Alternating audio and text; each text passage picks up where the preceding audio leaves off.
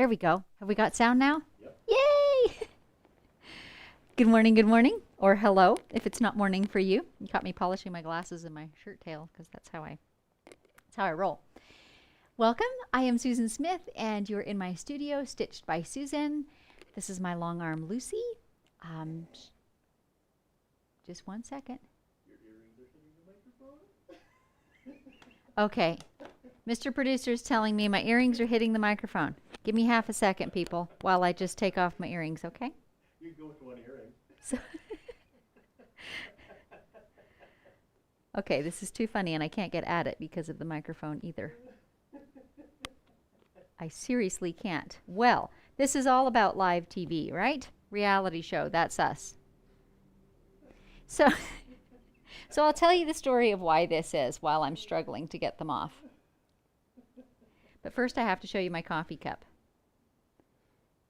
Okay, we've got that fixed. So first off, here's the coffee cup. You snooze, you lose. And the reason that's apropos this morning is because at 6 o'clock this morning, I was on a live show on YouTube, and it was all about live streaming.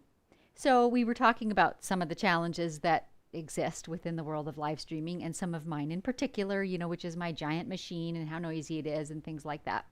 And we were laughing over the fact that when you go live, it's not being prepared for things to maybe go wrong. It's the knowledge that things will go wrong. And what are you going to do when it happens? And the answer is you're going to laugh and keep on going.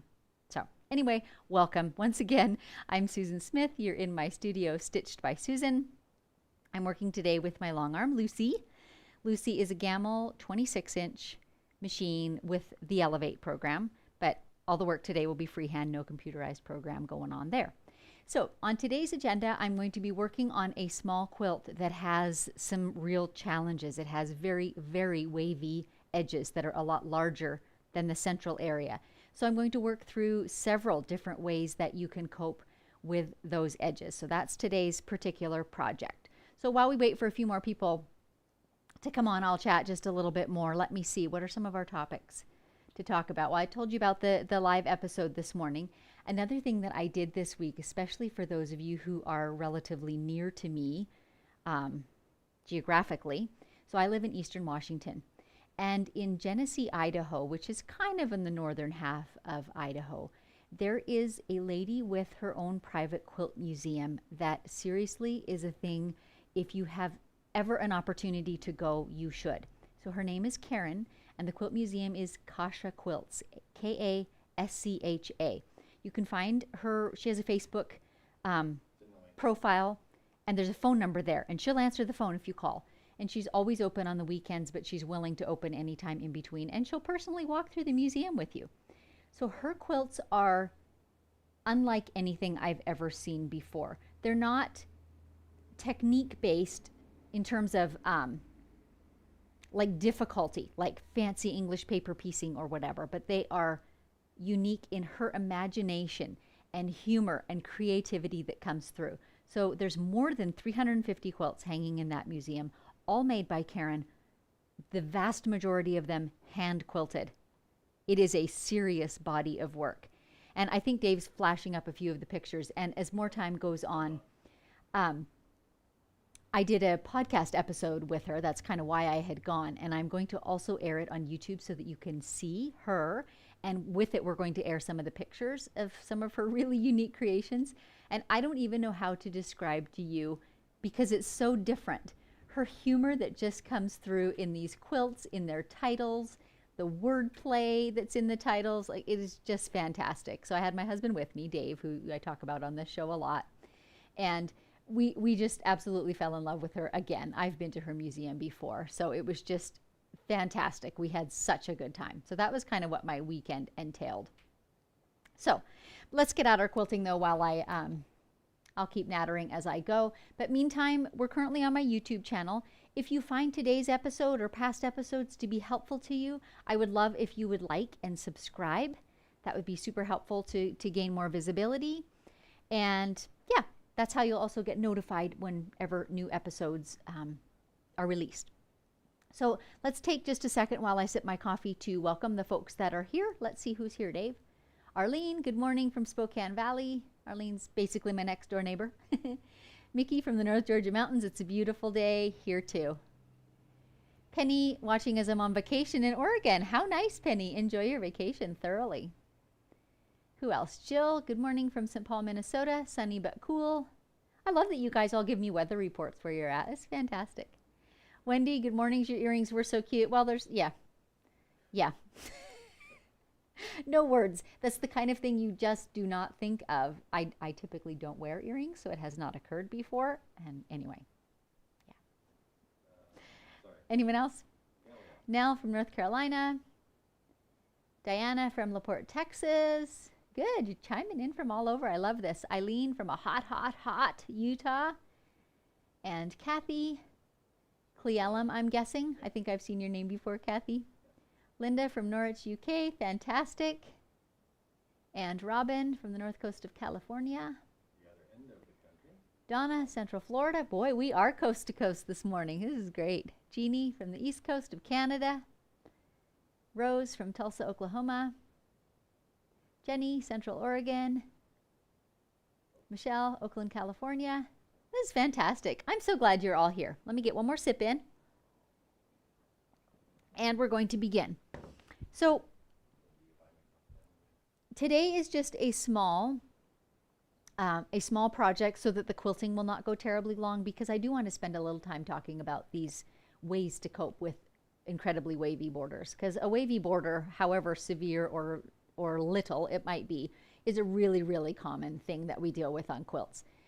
And as I get to quilting, I think I'm going to take a little time too to talk about some simple fixes that if you're a piecer of quilts you can do that will help avoid this problem before you get it onto your long arm, because it's not all that difficult to get the borders to be not wavy. So I'll give you some tips for that as well. So let's move Lucy off to the side. Greeting a few more people. Sue is chiming in from Lincoln, Nebraska. And Lisa from Western Wisconsin. Good. Marianne, not sure where you're from, but welcome. Fantastic. Okay, so let's get loading. So to begin with, this little project is from the charity arm of my local quilt guild. I'm going to see if I can move Lucy just a little more out of the way so you don't see her dusty top. There we go. So this is from the Charity Central, we call it, which is an arm of my local guild. And I do, a number of quilts for them. And of course, it passes through different people's hands. So I don't know who pieced it, and then the guild puts together the backing and things and hands it off to me. So the first problem that I saw when I laid it out, preparatory to quilting today, is that the backing was only ever so slightly longer than the quilt. And I want to load the quilt sideways on my machine, so the length of the quilt is going to go this way. So I've actually sewn, you can kind of see here, just a piece of fabric out of my scrap bin onto the end to give me a bit more length. I only had about 1.5 inches of leeway on either side, and that's just hardly enough. And so in this way, it gives me something more to grip to, and I'll make sure that my quilt stays within the actual backing fabric, and then this can just get trimmed off. So that's an easy way to just extend your backing when you don't have quite enough. I find it easier to take the few moments to extend it than to deal with a skimpy little bit that you're trying to clamp on and hold your quilt to either side, and you maybe keep bumping into it with your long arm, that sort of thing. So to me, that ounce of prevention is worth it. And I just baste it on with a big stitch on my sewing machine. I just whiz any old scrap on there, and you can even use the same scrap repeatedly if you want to.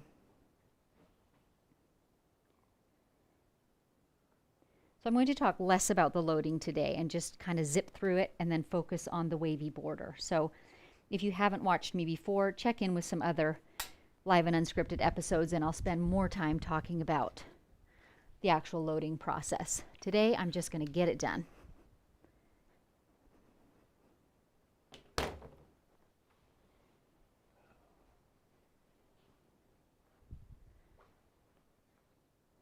Dave, would you mind handing me my water bottle right there?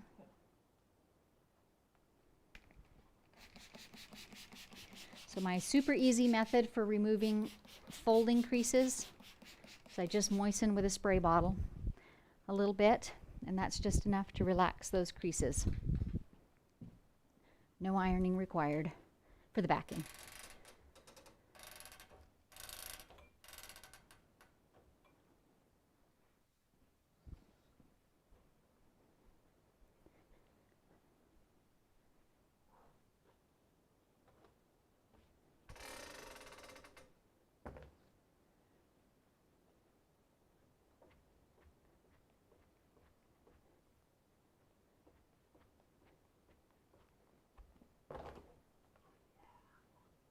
So, just about finished. I will say I'm using the red snapper system in case you want to know what it is. But again, if you want more details about the process, maybe why I use it and some tricks for loading, watch some of my other episodes. I talk about it at length in many of them.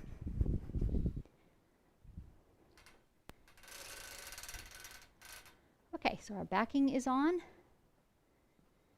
Batting is next. I'm using my favorite, Hobbs 80/20, so it's 80% cotton, 20% polyester. And I want to make sure that I keep a weather eye on this edge, which you can't quite see on camera, but where I sewed my leader on, I want to be aware of where that seam is. So if it's covered up by batting, I've got to remember there's a seam under there and I need to keep my quilt top within the backing and not onto my little extension.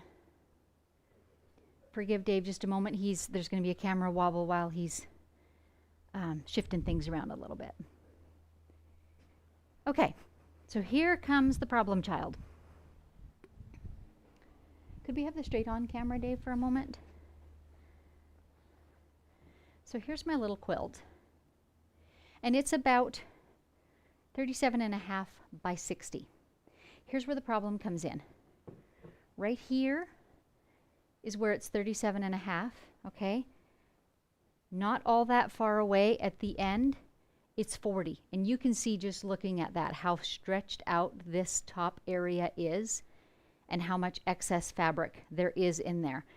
And here's the thing, you cannot stretch the smaller areas to match up to the larger. You may think you can. While it's loaded on your long arm, you may be able to tug on it and say, oh yeah, that matches. But guess what happens as soon as you release it off the long arm rails? So the number one thing to keep in mind is you need to know what that smallest measurement is in both directions, and that's the size we're going to make this quilt be. Now, this one, as I've said, is fairly extreme. So I'm going into this with the knowledge that I'm going to fix it as much as I can, but I actually may not have a perfectly square quilt when it comes finished. I just don't know that I'm going to be able to ease all that excess in. I'll do the best that I can in terms of how I based it, and then in terms of my quilting design to take up that excess. But I'm going into this with the knowledge that I'm not aiming for perfection. If my quilt is not perfectly square when I'm done, it is still going to be much better. So I also took a moment to determine which side I thought had the most ruffle, and that's the one I'm going to put at the top because that's going to be establishing my size, all right? So my finished quilt, I'm aiming for 38. So the center was about 37 3/4. This way was about 37 3/4. So I'm going to be satisfied with 38 on each end. So I'm aiming for 38 by 60. Even though I've got something like 40 by 62.5 in places. And because this is so extreme and because I've taken the time and I know what my measurements are, I am going to load my trusty long armor's tape today, which I will show you in just a second. I'm just making sure my batting's not buckling. So at this end now, I know that the edge of my quilt is within that extension that I added. It's right under here. You can kind of see that seam there, right? So that after I'm done quilting, that can just be trimmed off and no one will ever be the wiser.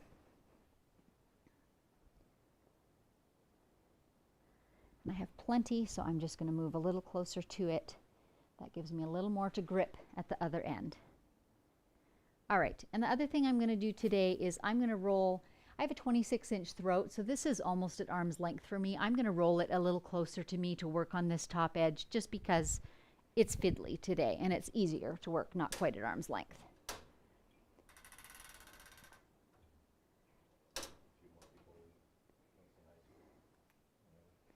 Are there more people joining we can say good morning to? Robin from Illinois. And Sue from Bancroft, Southern Ontario. Oh, now Southern Ontario instead of Northern Ontario. Wow, you're moving south. And Janine from Lakeland, Florida. Wonderful, welcome. So today we're working on a quilt that has extra wavy borders and some different ways to cope with that. Louise is saying hello. There's all kinds of people joining in. I'm so glad. So here is my trusty long arm measuring tape. I'm sure Dave will put a link in for you. This is Colonial brand, and I just bought it off Amazon. And it's about 14 feet long. Super helpful. And I've just got, let me see if I can show it on camera.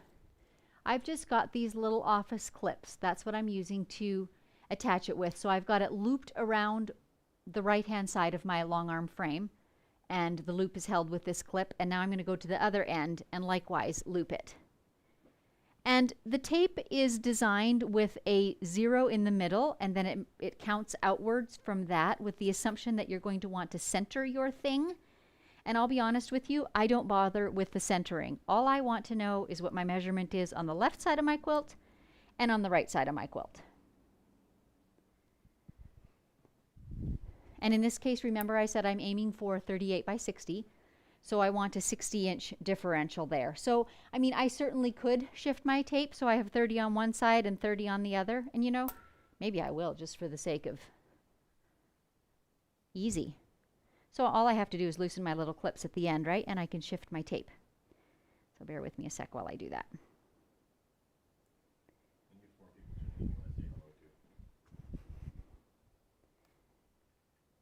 Okay, now we've got it.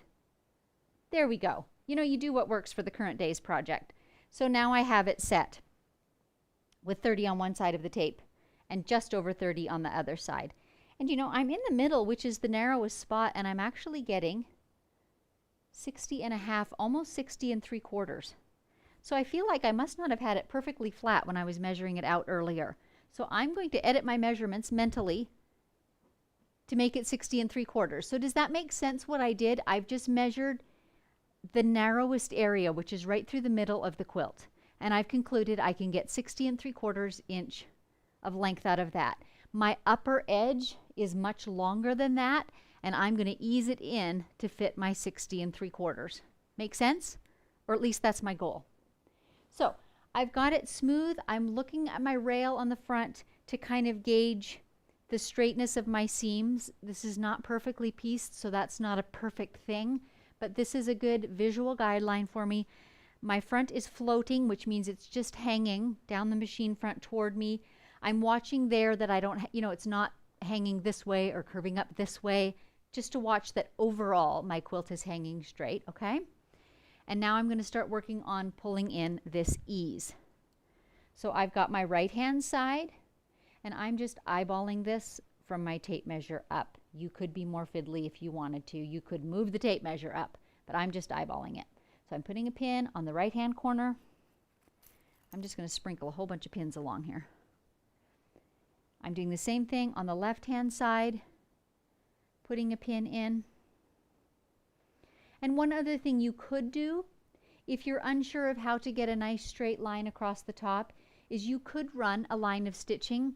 If you have a channel lock, which camera are we on, hon? We're still on this one. If you have a channel lock, you could run a straight line of stitching across the top and then line up the top edge of your quilt. I am, again, eyeballing this a little bit, and I'm just using my red snappers as a, you know, as my visual aid to keep that top evenly in a nice straight line across the top surface. Okay, and now I'm kind of gauging all that fullness, and I'm going to start spreading it out and dispersing it. So I'm putting a pin in the middle, and then in the center of each half. So now I've got my quarters marked approximately. This needs to be pulled up a little bit more. There we go. And then I'll just start breaking it down even in between those pins. So in the areas where it's not too roughly, I can get away with a bit fewer pins. in the areas where it's really ruffly, you'll see it's going to be bristling with pins. That is the best way to keep from, you know, having that fullness kind of snowball effect on you, right? If you don't have it tamed and controlled before you start stitching, it's not going to come under control by stitching. So I'm going to do all that first. And you can see, maybe you can see, this area right here is easily going to be done just by pinning that in place. I can easily work that amount of fullness into it. This end is the challenging one. And once again, I'm trying to kind of read my quilt, right? Like I could have shifted more of that fullness to the right, but I also want, because this is a very definite line here, I want that line to continue straight. I don't want to pull it this way. Make sense? So I'm just gauging all these things as I go. It's not an exact science, but I'm trying to make the best possible look when I'm finished as I can achieve. So here now I'm just going to start putting in one pin at a time, leaving some fullness between the two pins that I'm pretty confident I can ease in as I go. And I certainly could just start in the middle and break it down. Either way works. But one way or another, get that fullness all in there. If you need to, you can obviously come back and pull out a pin or 5 and adjust them again. Sometimes this takes more than once to get it right. Now I'm putting in my pins. Pretty much every inch has got a pin.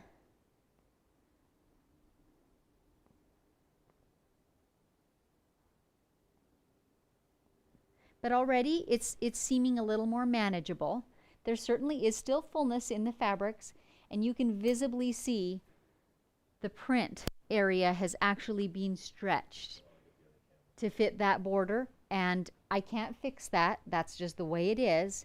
I'm just going to try and pull that border back into the size I want it to be and use my quilting design to sort of eat up that excess.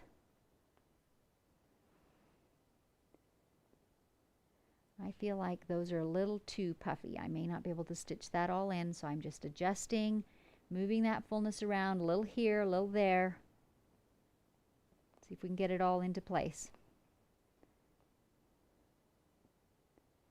And then before I start stitching, I think this is the best place to kind of show you how, as a quilt maker, I would have avoided this problem. It's fairly simple. You want to take your quilt top before the border is added and measure it.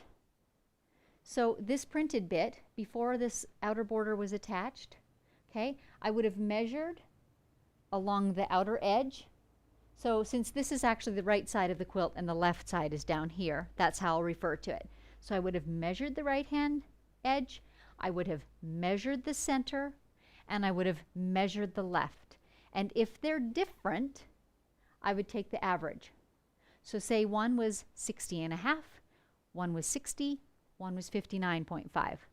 I would have taken 60 and I would cut this border, and then on the 60.5 edge, I would ease that 1/2 inch in. And on the 50.5 edge, I would stretch it out a little bit and make my borders be 60 like the center of the quilt is, or like the average is. And I would do the same thing for the borders in the other direction. Measure at the end, measure at the other end, measure in the middle. Take the average, cut the border. And then I would take the time to pin. So I usually pin at both ends of the border and then in the middle. Depending on the size of your quilt or how much easing you've got to do is how many pins you need to put in between. But make the quilt then fit the border. So what I think probably happened with this quilt, and I see this super often, is people will just cut a long strip of border, and then they'll go to their sewing machine and lay that border piece down there, lay their quilt on top, and start sewing. Well, what happens is the feed dogs underneath, really on every sewing machine, they pull up slightly faster on the bottom because that's where the feed dogs are grasping fabric, right? And some machines do it much more severely than others. And if you just let that happen, that's when you get this severe curvature or excess of fabric in there. So all you need to do to avoid that is pre-cut it and then pin it so it can't run away from you, okay? So that's the easiest way to fix the borders. And honestly, it doesn't take but a minute more when you're making the quilt, but it saves an incredible amount of headache later. So let's get back to our borders. There is a little bit of excess in this direction too that we need to take up, more on the left than on the right. So just to be on the safe side, I'm going to go ahead and pin that in place before I start stitching too. And if you've watched me baste a quilt before, I don't usually pin, I usually wing it. But when my judgment says, yeah, there's quite a bit of excess to pull in, then it's worth taking the time to pin it. And you know where you're at. So let's quickly do that. A few pins on the other end. This end has a little more excess. So again, I'm just visually checking. I can see that this border is hanging quite low on this left-hand side. So I want to be sure that I'm not letting my any straight lines in the quilt droop. I want to be sure I'm hoisting that up as much as I need to so that this will run straight. So I judge that it's about right there, and I'll start pinning in place. And whatever excess there is, I'm going to hold that up with pins. Or take it up with pins.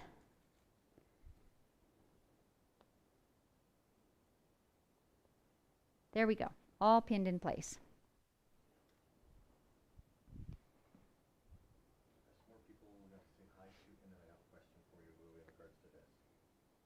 Okay, apparently some more people are joining in, so while I move Lucy, Dave's going to fire up some more names that have joined. Okay, let's come back to this one you know.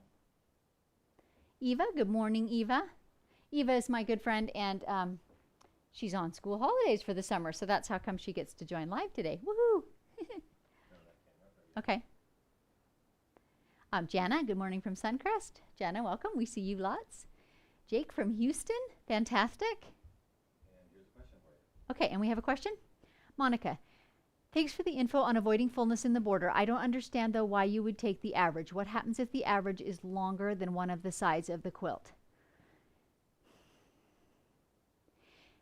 Gosh, it's a longer answer than I can fully give today. If it was a lot longer, you certainly would not want to do that, and you might want to take other measures to square up your quilt, or you might want to just accept that it's not going to be perfectly square. But in general, when you're still in the process of piecing that quilt, you could fudge a ½ an inch quite easily. You could, put a little tension on it and stretch it out a little bit and steam it because you're still ironing, and you could make the quilt take on that size. I hope that makes sense. You wouldn't want to do that with a big shift in measurement for sure, because you really can only stretch fabric a little. You can only manipulate it a little. Otherwise, you've got to take in to meet the smallest measurement. So I hope that makes sense. One more. Oh, and another question? No. Oh, Lauren, comment. Good morning, Sue. Lauren from the very beautiful, cool Illinois after severe storms last evening. Wow. And someone else? Jeffrey Richards, which is Margie. I know it is you. Good morning. And Jean says thank you. Okay. And I'm just grabbing a couple loose threads, and I'm tugging on them. I can feel that they are sewing threads. They're not fabric fraying threads. So I'm going to cut them, not pull them. Ask me how I know. Pull on a sewing thread and there's a problem. Just adjusting my mic. Mic and glasses are always a bit of a thing because they both go over my ears. Okay, we're in business. So once again, when I baste my quilt, those of you who have watched before have seen me do this often. I'm usually putting a little tension on the area I've already stitched to take up even the smallest amount of, excess fabric that's in there. So today I'm going to put more tension on that area I've already stitched to pull in the additional fabric. And for this end at least, that will be enough.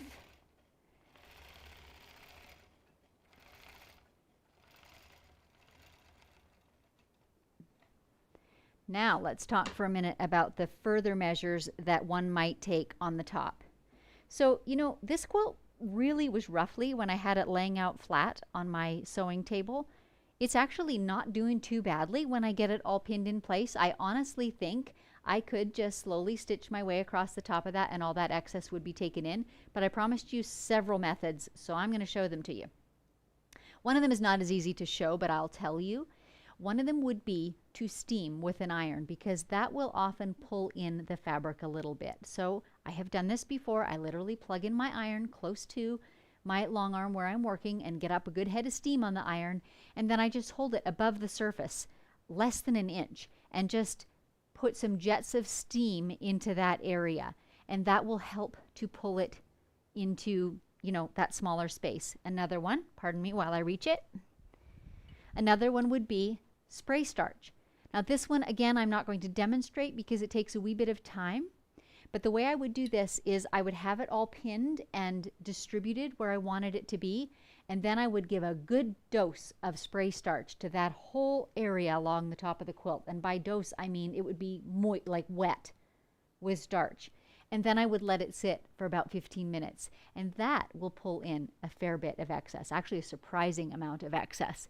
So spray starch, just whatever laundry starch, I'm not particular about a brand. Spray starch just works really well for doing that. And another method, which I will show for you this morning, is for the most extreme cases when you're trying to sew a straight basting seam and the fabric is just pushing out in front of you no matter what you do, sew in a scallop manner. And I will show you that. Obviously, I can't have the channel locking me into a straight line when I do that, but let me show you. So I've got my tension on the left, but boy, there's still fabric pushing up towards those pins. I can literally stitch on and off and on and off. So for the most extreme cases of wavy borders, this is what I do. And it is amazing how much excess you can get in doing that wavy stitching. So is that coming clear in the camera? I hope so. And I'm just keeping my waves within my 1/4 inch seam allowance. Here's a good example. Can you see how there is just an excess there that I have no way of taking up? I'm just going to kind of distribute it with my finger so it's not all on one side, and I'm going to wave off and wave back on. And I'm going to quilt that right in there into submission.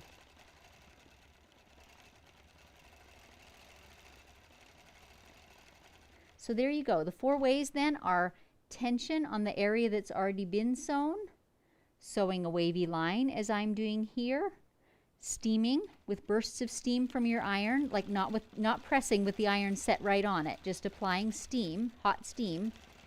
And then 4th would be spray starch.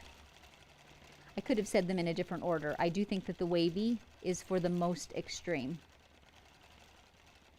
And I think I'm past where I have to wave anymore. And I'm back to just putting tension. Oh, no, there's another wave. Maybe I'll just keep on with the scallops.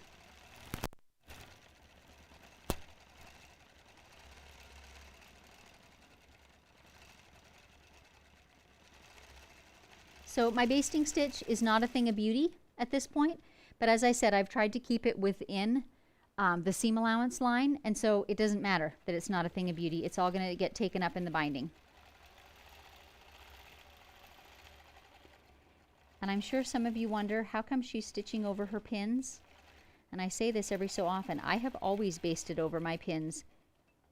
I'm sorry about the wobble on the camera. I just pulled a cord. I have always basted over my pins, and I have never broken a needle or a pin. I do it slowly, as you can see. Okay, we're just going to have to take a look here and make some adjustments. I'm really getting some resistance, Dave, at this end, so something is, I'm against a cord or something. So Dave's making some adjustments here. You guys, once again, are seeing the beauty of doing this live and seeing one of my challenges at work, which is we have 3 cameras going and cords, and I'm trying to move a big old machine among them. So you guys just let us know if at any point you can't see something, but we're trying to monitor it all the time. Okay, we have a question or a comment?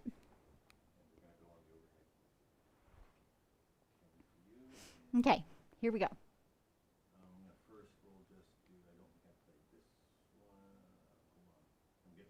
Dave's just reviewing. He's scrolling back through all the comments. Janine, Susan, I'm feeling so lucky you've taught me so much. Fantastic. I'm feeling so lucky that you joined me in my studio, frankly. Another Susan. There are more Susans quilting. I love it. From Florida. Thanks for all the great info. You're welcome. Wendy, how long did it take you to feel confident with your fingers so close to the needle? I love that question.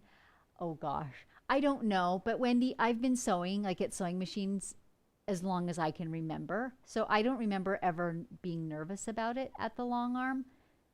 But I will say be careful. I've never hit my finger, but I know other quilters who have. Just make a habit. It's a bit like chefs will always tell you to curl your fingers when you're using a knife. I kind of feel the same way with my fingers at the sewing machine. I never have my little finger up in the air or anything like that. I've always got, keep my fingers flat. So I don't know how to help you with that. Another Sue. I'm still a beginner on the long arm. I'm always afraid of not keeping the basting in the seam allowance. Any tips or suggestions? I mean, it comes a bit with practice, but as long as you're pretty close, like you could always do a slightly wider binding. If you're hitting on the generous 1/4 inch instead of the scant 1/4 inch, just do a little bit wider binding. Don't worry about it, but you'll get the hang of it with practice. So, okay, I'm going to take all these bristling pins out, and then I think we're ready to start quilting. So while I take the pins out, we'll talk about quilting design. I'm doing one today that it's one of my own. They always are. And I call it coffee bean, not because I'm quilting coffee beans, but because the first quilt I did it on had a coffee bean fabric. And because, coffee's my thing. I probably quilt with too much coffee in my veins most of the time. But what's beautiful about it for this quilt is it's all curves, and that will take up a lot of this excess fabric. And that's what we need. I would not try to quilt something on this that had any amount of straight lines at all. Or if you've seen my faux parallel lines design, I wouldn't try anything like that on this one. You'll just be struggling uphill all the way. So it makes sense to think about your quilting design in light of any challenges that you might be working with on a quilt, because some will certainly come easier than others. And I'm just putting a couple of pins. If you recall, I backed up my quilt and only basted a very small area, but I could quilt a larger area. So I'm just tucking a few pins on the end, and I'll come back and fill in that basting afterwards. But I definitely don't want to inadvertently pull my quilt in from those edges. So I'll just pin to make sure those edges don't pull in as I'm quilting, and I can tack in the basting.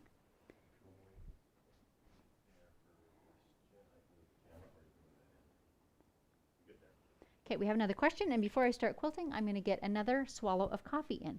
And while I take a swallow of coffee, I might mention, these live and unscripted events are always free, but if you wish to support me, just because we are always trying to upgrade our camera equipment, do a few things better to get a better quality result for you, you can go to buymeacoffee.com, and there for the price of a yummy coffee, $5 or less, no, $5 or more.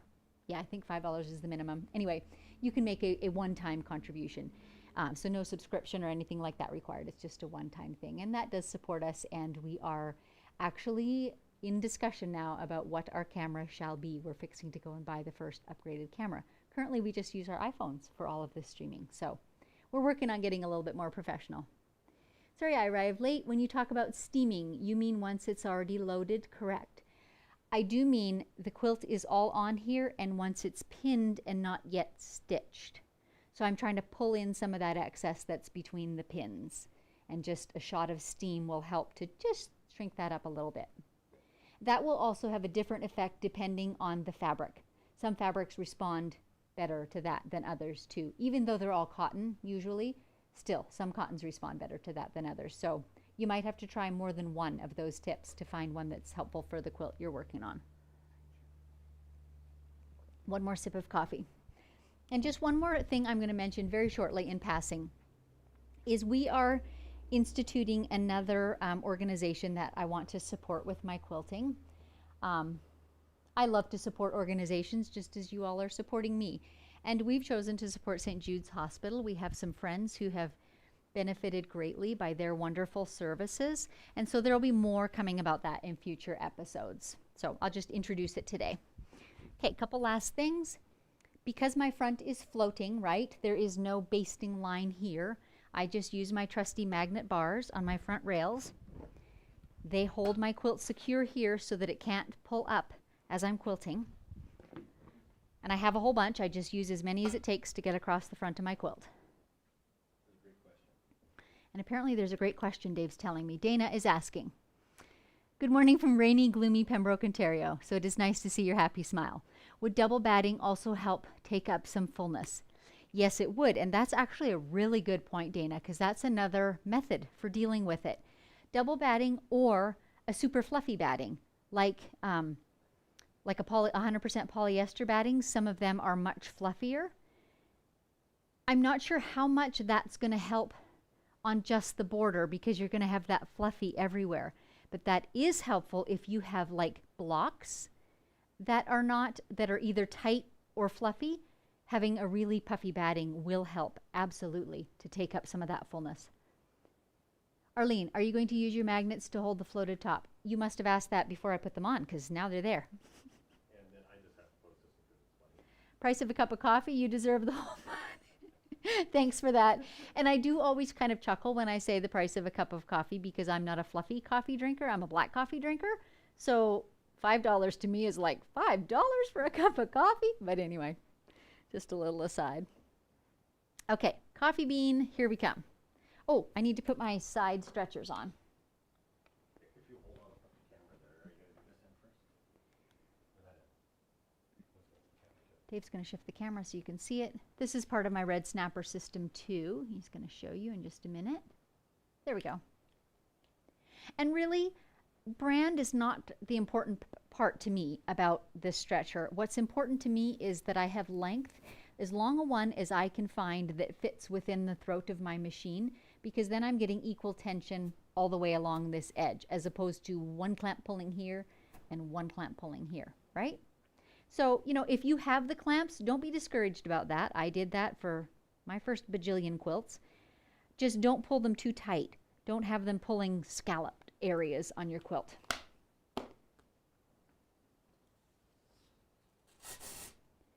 But these particular ones are part of the red snapper system. And I do like them. Those of you who have been watching for a long time know when I got them and they were so stiff and difficult to attach early on. They're getting easier and easier as they kind of relax a bit, and possibly as I just get used to handling them as well.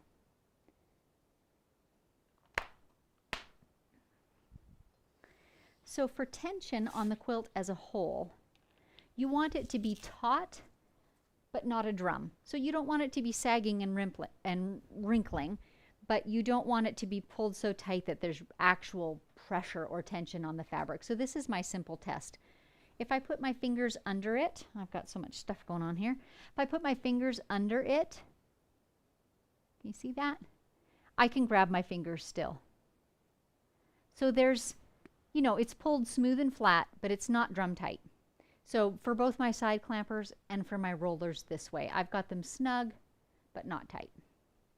And then one last tip, my trusty yardstick. That was my grandpa's, it's older than me. I just put it under the strap of my side stretcher. I know you can't see me because Lucy's there. Let's see if I can move her. Just a little. Can you see it now? There we go. Just because this, depending on what type you use too, these can be kind of thick.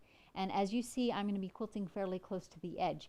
And I don't want the arm of my long arm to be bumping into that and putting square corners on my curls. And so just something under this strap anywhere along here that will just lift that up a little. So it can be, I've seen people use the inexpensive curtain rods that have the little ends and are extendable. They're an excellent tool. I just happen to have yardsticks. Anything straight and rigid that will hold that up a bit. So let's get quilting.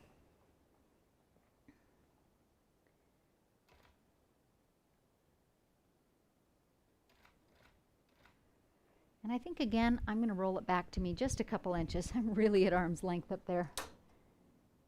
My magnets will roll a few inches. There we go. So I've locked my threads in place.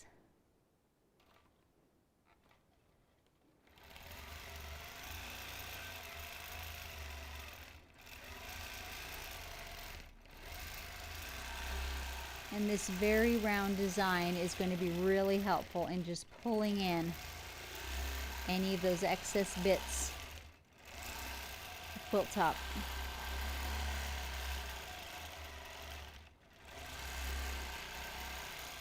Just going to adjust my tension a bit. I can see it's pulling a bit straight on the top, so I'm just going to loosen my top tension a hair.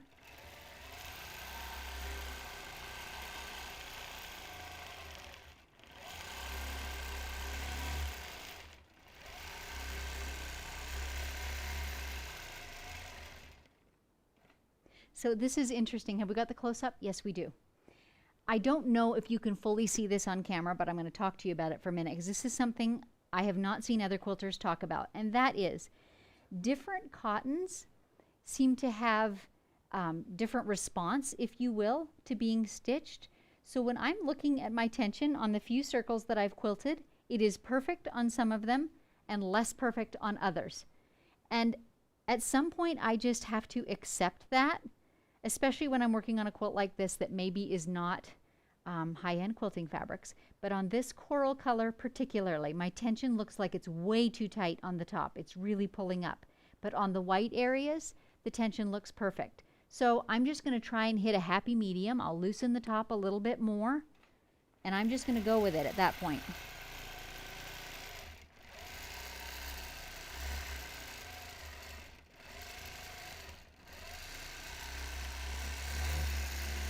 And you'll probably see me doing quite a bit of the quilting today with my left hand, putting a bit of pressure on the fabric to hold it where I want it to be and take up some of the fullness. If you're not comfortable doing that, in other episodes I've shown you the bean can trick. It really can be the canned anything. Some canned goods, and just putting that on both sides of your arm will also help. Just puts a little bit of stretching on the fabric and enables you to take up fullness. So I'm doing it with my hand, but you can do it with any small weights.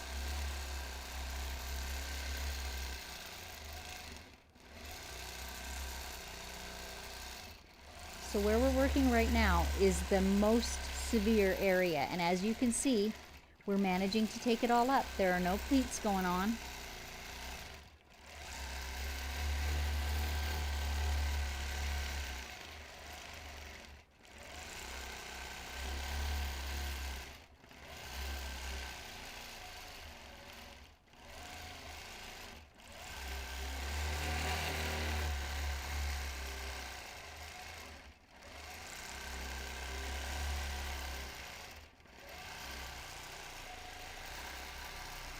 This is a very forgiving design that I'm using. It's just circles with the kind of comma on the end. I can cross over them freely. That's kind of part of the whole look.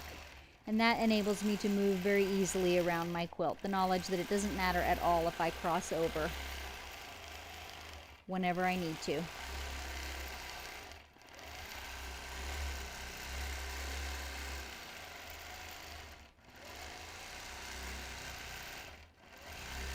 So these live and unscripted episodes are more about the big picture, if you will, of working on a quilt than about the particular quilting design.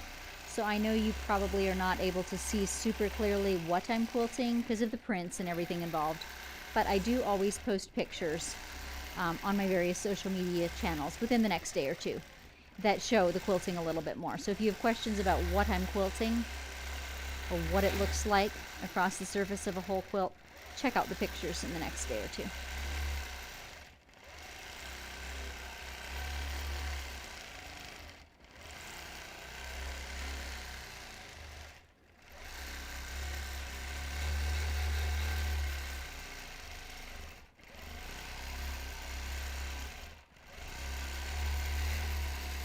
I'm seeing evidence of the same kind of funky tension on these gray areas as well. So maybe I'll try loosening my top a bit more. Another one of my tension check hacks is to just reach under the quilt and draw my fingernail quite tightly along the stitching on the bottom. And if I'm getting any laddering down there, then I know I've got to keep that top tension a little tighter. But I don't feel any laddering yet. So I'm going ahead and loosening my top a little bit more.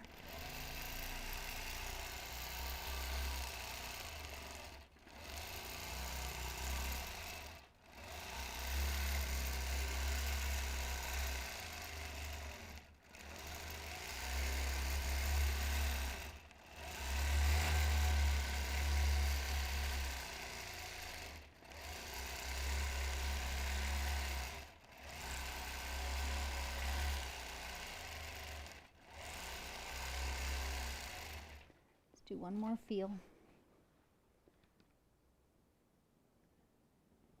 Yeah, I'm starting to feel it just a hair on the bottom. So though my tension does not look perfect on the top, I feel like I'm hitting a happy medium at this point. It's as good as I'm gonna get. Pretty good on the top and pretty good on the bottom.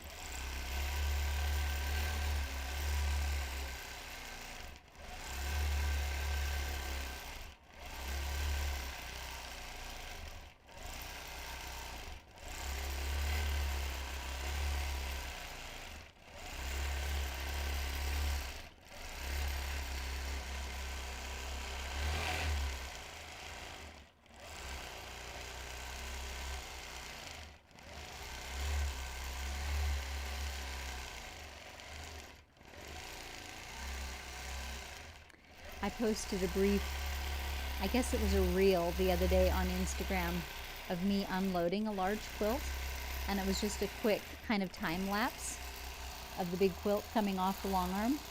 And of course, being me, I was doing it in bare feet. And so someone commented on that, "Oh, I see you quilt in bare feet too." So I'm curious about this today, and maybe Dave will make a poll out of it for us. Are you a barefooter? Are you, do you wear shoes that have good support when you're quilting? Are you a slippers wearer? I'm just curious.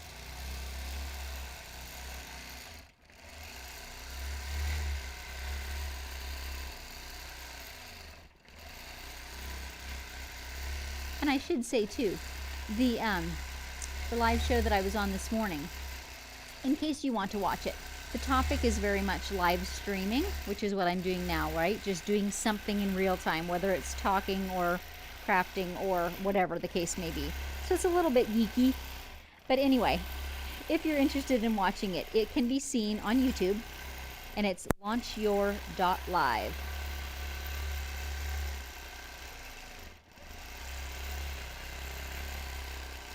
And eventually it gets released as a podcast as well. I think that is some weeks down the road.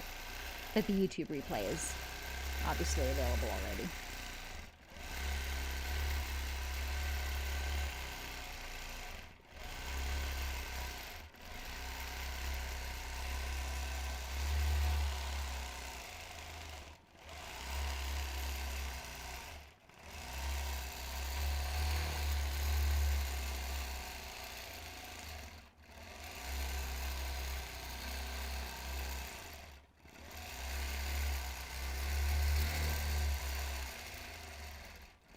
And I think I can say we have successfully quilted across the worst puckery area with no pleats. Now there are areas that have poofiness for sure, but you know, poofy works. When you take the quilt off the rails, and especially when you wash the quilt for the first time, poofy is forgiving. It's the pleats I just can't abide.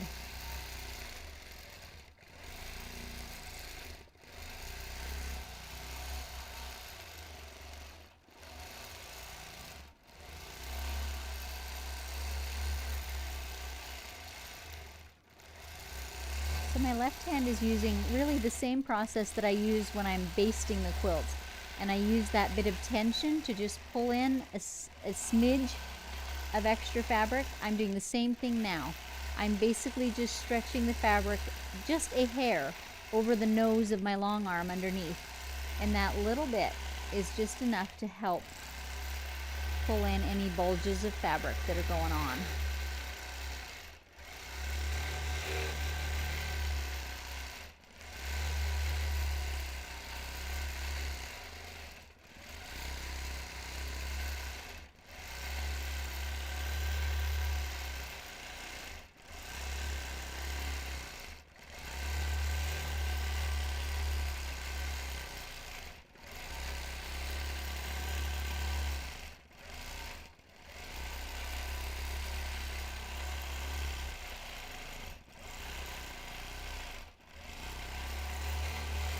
And I'm curious what you think of my design too. Did I choose wisely?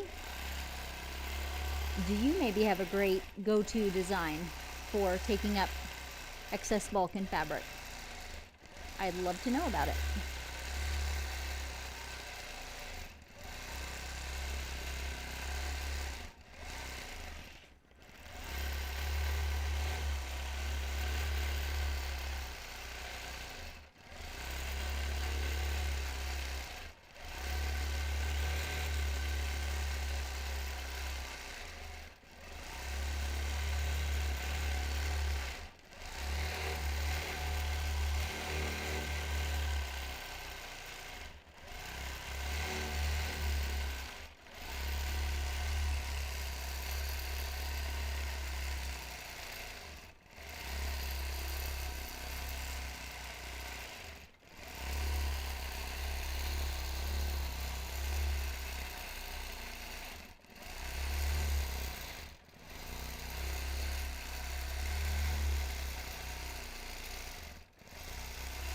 So for those of you who have just joined, a tiny recap of what these live and unscripted episodes are about.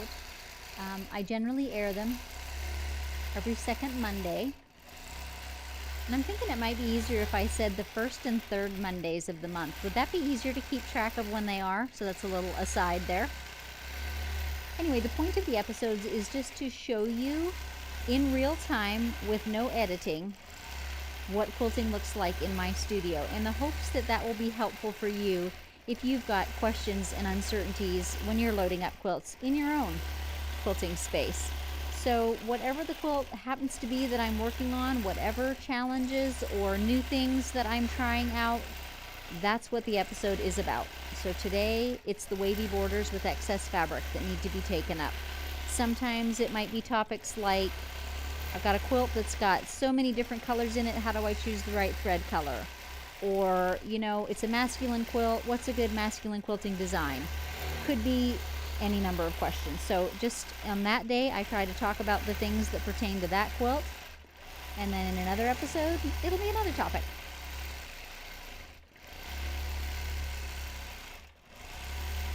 So obviously we're airing live on YouTube, but I go back later on after the quilt is finished and I add a photo of the quilt to the thumbnail and the name of the design, and usually some of the topics that we've talked about. So if you happen to be watching the replay, then if you will read the notes about the episode, you'll be able to get some more details about what it's all about and what it looked like when it was finished.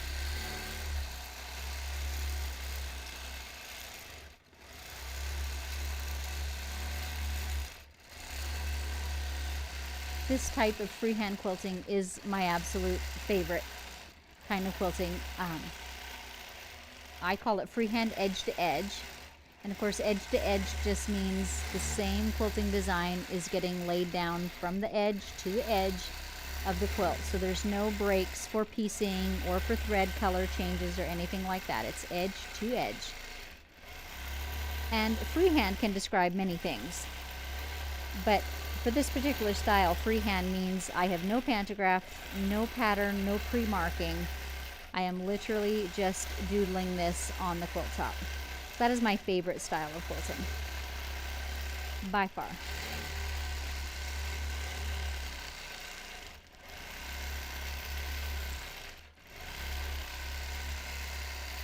If you were here at the beginning and watched me loading up, you got a glimpse of just how fast it is to just load a quilt and start quilting. I absolutely love that about it. Doing another couple small corners to fill in that corner, or small curls to fill in that corner. That's what I'm trying to say.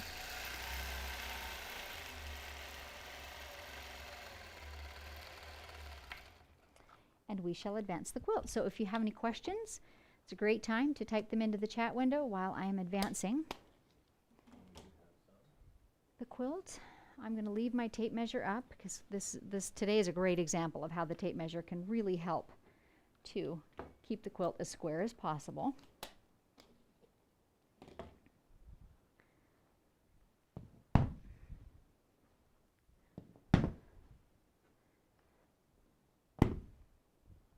Okay.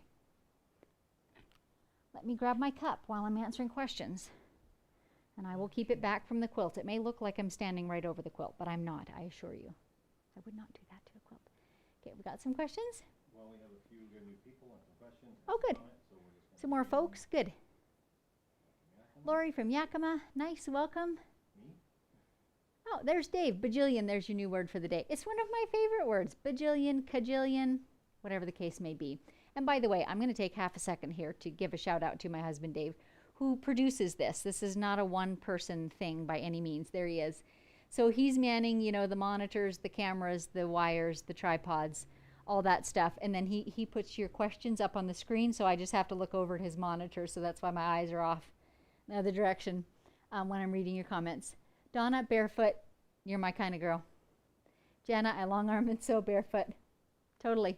I cannot sew at my sewing machine with a shoe on. Like, it just doesn't work. I have to feel stuff. Lauren wears socks. Well, I guess we'll let you in to the club. Sue, footwear depends on how chilly it is in my basement. Well, that's a consideration for sure. Darlene, I quilt in Dansko shoes, need lots of foot support. I'm not even familiar with that, but good for you. It probably would be better for me to wear shoes with good support, but Donna, how do you relieve pressure on your back? That's a great question, Donna, because lots of long armors do find neck and shoulder and back issues going on. I'm fortunate in that I don't have particular back problems.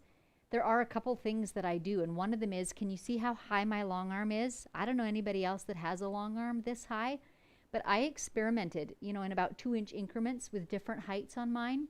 And for the style of quilting I do, which is just this doodling from one side to the other, this works well for me so that I don't have to be scrunching or straining to have visibility. So that's one thing you might try, is changing the level of your machine. I also take breaks. Like, you see me going pretty hardcore when we're doing the live stream, but even so, I'm stopping quilting and I'm moving around. And when you guys aren't watching, I do it even more. I'll do a couple good arm swings or, bends like this just to keep things loosened up every 10 or 15 minutes. Charity, what colors of thread are you using? Today I just have an eggshell loaded, and I use Isocord 100% poly thread, and I have the same thread in the top and in the bobbin. Donna, love the design. Good, good, good. Judy, late, but I made it. Hello from Georgia. Late's better than never. It's all good. Darlene, hi Susan and Dave. Darlene from Montana City, MT City, Montana. Love these educational videos, so helpful. Good deal. Sandy, glad to see that you're leaving some open spaces. I feel like I'm supposed to put something in there. It's a matter of scale. I've talked about this a wee bit in other videos too. I kind of judge the size of the open space that is, say, in my circles here is about, 1.5 inches in a lot of them, sometimes smaller. So then I feel like anywhere on the quilt, I can leave a space that's 1.5 inches, and it will feel like it's to scale. If I left a 4-inch space between circles, it would look like the circles were dropped willy-nilly. Do you know what I mean? So that's kind of how I judge my scale. If it was a tighter design, I might, squeeze them together more. If it was a bigger design, then I could leave a 4-inch space between them. That's kind of how I judge my scale. Eva, love the design. You make it look so easy, and always lots of tips to us. We all grow. Yep. Good. And this is so fun for me, honestly. It's like having friends over to quilt with. It totally is. Lori, I sew and drive barefoot. I quilt on my long arm and Birkenstocks. Okay, driving barefoot? Can't say I've done that, but good for you. I am all about the barefoot, so. Judy, what kind of batting do you use? Today I have Hobbs 80/20 loaded, and it is one of my favorites for, just your general all-purpose quilt. It has a little more loft than 100% cotton, so it's 80% cotton, 20 poly. So a tad bit more loft. It's very washable and very durable, which I like. It's very economical, and it shows creases when the quilt is folded a little bit less than 100% cotton. So I like that feature of it. Wendy, my long arm is also quite high. It makes all the difference. Yeah, I really suggest giving that a try. If you haven't experimented with different heights, you absolutely should. Mine is higher than any other long armor I've ever heard give a recommendation. They'll always say, elbow height or whatever. But I think that's if you're doing maybe ruler work or closer work or whatever. So do what works for you, what feels good for you when you're quilting. Dana, I keep mine really high. I like to see what's going on under the needle and not feeling hunched over. Yeah, for reasons of visibility, but also for how it feels on your shoulder. Should help you gauge that. Donna, I just got mine and thinking it's too low. Absolutely experiment with it. Like it might take 15 or 20 minutes and another strong person to help you adjust it, but it will totally be worth it if you find the right height for you. That's it for comments and questions. Okay, let's get on to advancing our quilt. I think we're only going to have 3 passes today, so it's not going to take real long to actually carry out the quilting. I just leave my needle in the quilt when I'm advancing. Someone asked me the other day, doesn't that stretch it out? It perhaps does infinitesimally, but I still manage to keep my quilts square. So, it seems to work for me. And now again, I'm seeing the edge of my quilt. It's already right here, right? So I'm using the seams that are in my piecing to keep this as straight as I can, with the knowledge that I've got excess that needs taking up on all these sides. So that's going to be what we work with now. So remember my tape measure? I have 30 on the one side and I have 30 3/4 on the other. Spot on. Spot on. Of course, the trick is going to come when we come to the very bottom edge. That's where the fullness lies. But at the moment, we're spot on. I'm dropping a few pins in there just to be sure that I pull up any little bits of extra border that need to be pulled. And by the way, I just use corsage pins, and I just got them from the local craft store. They're quite a bit stronger than sewing pins. I do not recommend sewing pins for this type of, pinning through the layers and using quite a bit of force to get that pin to come back up through. You need a strong pin for sure for this job. So on this left-hand side here, you can see I've got quite a bit of excess now starting to add up. And I know because I can see this bottom edge, I've got to get that in up here or I'm going to end up with a corner that sags way off in the bottom. And early on too, I did say, be realistic about your expectations. This quilt may never come perfectly square, and I'm okay with that because looking at how it came to me, I'm improving it by quite a bit, and I'm okay if it's a 1/4 or a 1/2 inch out of square. I'm just going to do the best I can. Meantime, I'm going to even out as much of this excess as possible. Distribution is the key, which is why I'm putting all the pins in, right? I'm fixing that distribution. I'm not just trying to take it as it comes.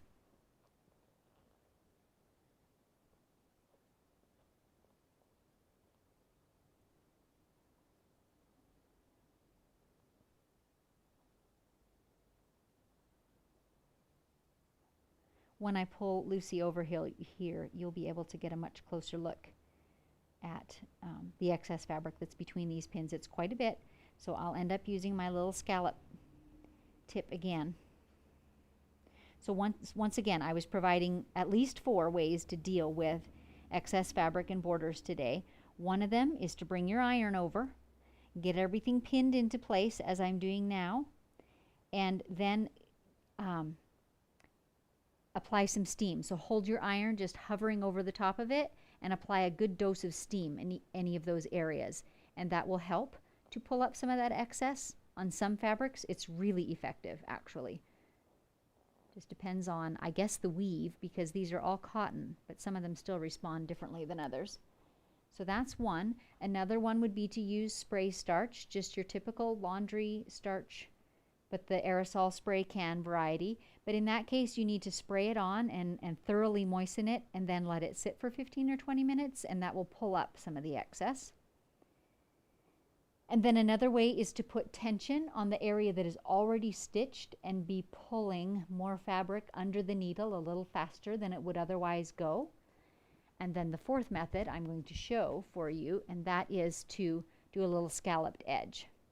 So this side that I'm working on now is not as severe. So I think I can just feed that bit of excess under with my left hand. And I do have a tiny pleat at this pin, so I'm going to go ahead and take the pin out and now feed it under there gently and gradually.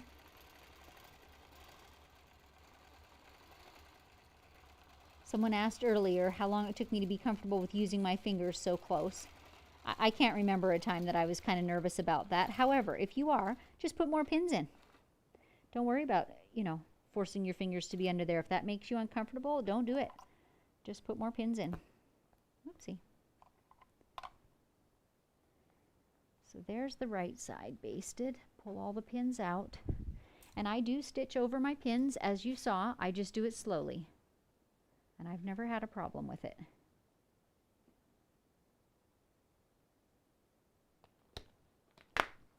I am still trying to break myself of the bad habit of holding pins in the corner of my mouth, though, I'll tell you that.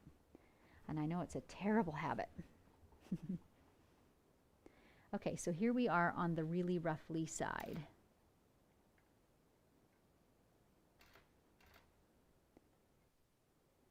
So once again, one of the ways is to pull on this area that is already stitched. And I don't know if you can see under the camera, but that literally pulls the fabric under the needle a little faster than it would otherwise have gone. So that helps. And if it still is ruffling quite badly, as it's going to here in a second, then I still put tension on the back, but I literally scallop on and off the fabric.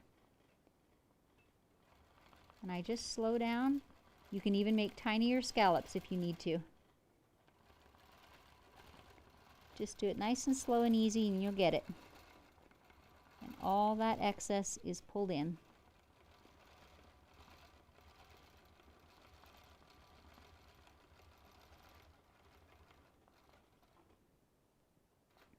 There we are. It is stitched down. You know, and the scallops don't necessarily look pretty, but it doesn't really matter. They fall within the seam allowance of the binding, and everything is affixed and in place. That's all that really matters to me.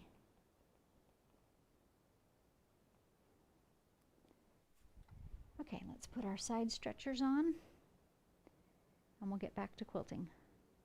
And when I'm doing freehand designs, I make it a practice to always alternate my directions. So that first pass, I started in the upper left-hand corner and quilted toward the right. This pass, I'm going to start on the right-hand side and quilt toward the left. This design, it perhaps doesn't matter, but some designs are a wee bit directional. And so if you alternate sides like that, it helps to avoid that whole row look, or like things are in a stiff breeze, all being blown in one direction. It just gives a more organic look. So I just make it a practice to alternate the sides when I'm quilting. And I'm just going to lower my back rail a little bit. I think it will lessen perhaps the vibration of the quilt. I lower my take-up bar a bit. Let's give that a try.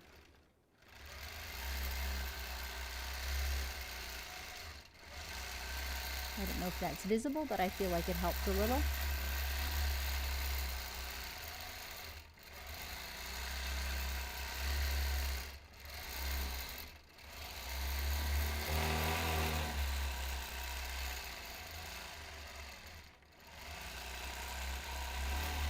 My circles are varying quite a bit in size. I would say the largest ones are a generous 3 inches.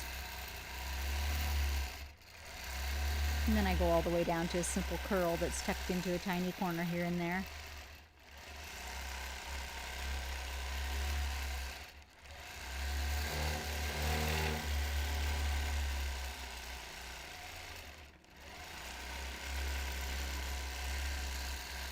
So I know I'm repeating myself on a couple of these tips, but in case there are folks that have just come in, one of the things I'm doing is using my left hand to gently stretch the quilt over the nose of my long arm, and that helps too to take up any excess.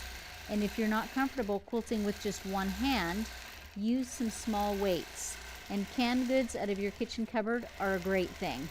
And just place a can on either side of your long arm.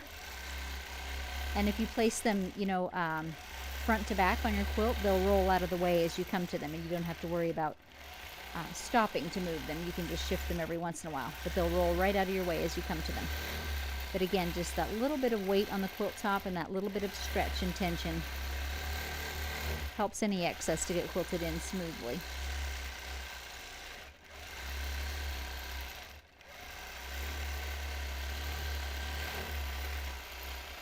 I chose this very circular design because circles are super good at pulling in excess. I would not have attempted a design that has straight lines in any form with this quilt. I really need these curves to pull in any little ruffles of fabric.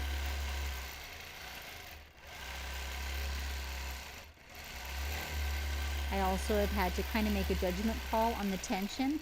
I'm finding that the different fabrics are responding differently. So the coral color and the brown, basically the solids, it looks like my top tension is too loose, and I've tightened it up until I can feel underneath with my fingernail that my bottom tension is bordering on being loose. And so I've just kind of picked a happy medium. So in the prints, my tension looks perfect on top. In the solids, my top thread pulls just a little straight, which is usually an indicator to me that the top tension is too tight. but it's just the difference in fabric weaves, I would guess. Probably the same reason, you know, that the starch or the steam respond a little differently on different fabrics. It just all has to do with the size of the fibers and how tightly they're woven. All these different factors affect our choices.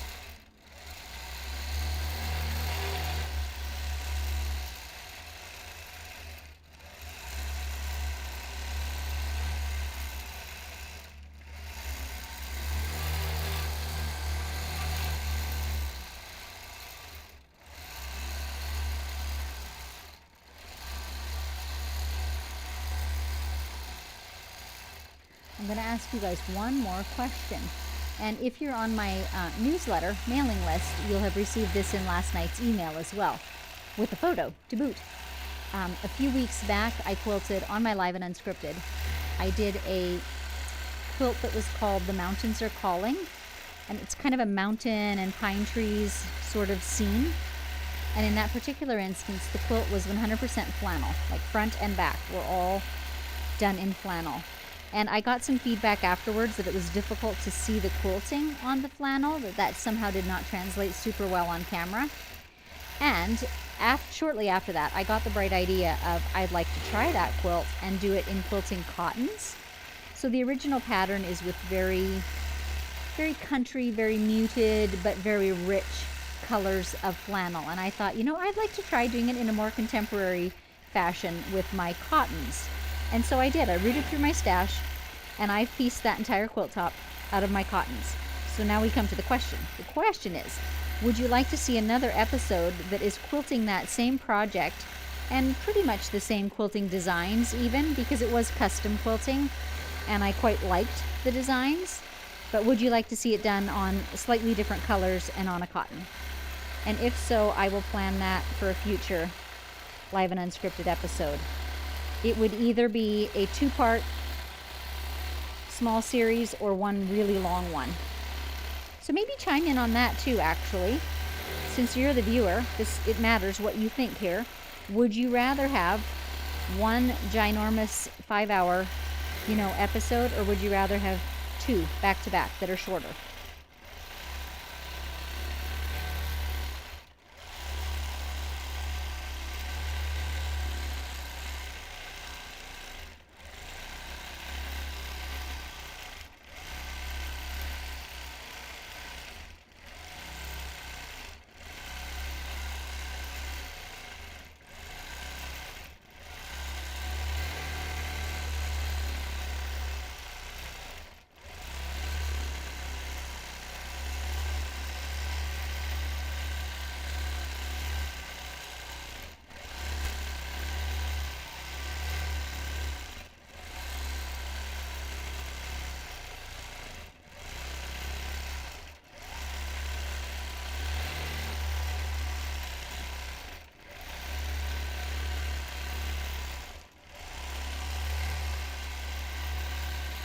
I've mentioned how doing this type of freehand, no pattern, no pre-marking quilting is my favorite. One of the side benefits of it that might not be readily obvious to you is that while I'm doing this type of daily quilting for my clients, I am working on honing my quilting skills. And I bet you can tell what skill today's practice is honing, and that is the making of circles. So when I am doing this type of quilting, I'm fairly deliberate about it, in that I'm not just willy-nilly, laying down those circles on the quilt. I'm thinking about it. I'm conscious of my movements and my motion and my control. And doing a whole quilt with this type of design will really improve your circles. And that will come in handy for all kinds of things. But certainly it will come in handy when you come to doing a custom quilt that has something circular on it.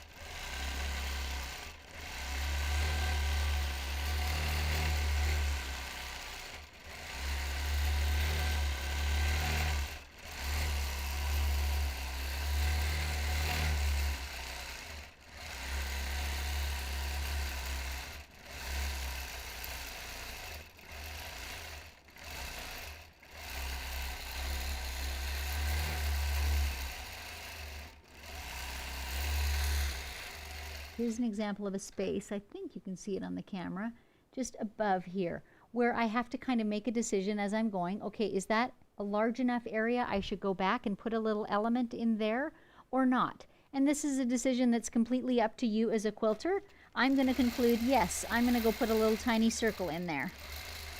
But you wouldn't have to. Remember I talked about scale a little bit earlier?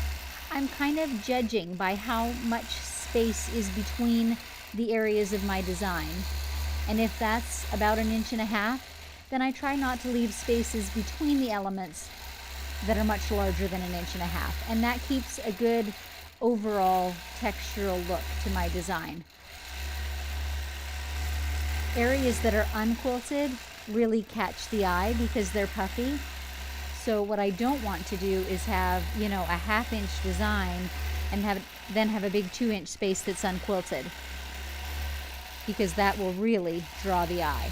So that's kind of how I judge whether or not to put a thing in a space. How does it fit in the scale of what I'm quilting?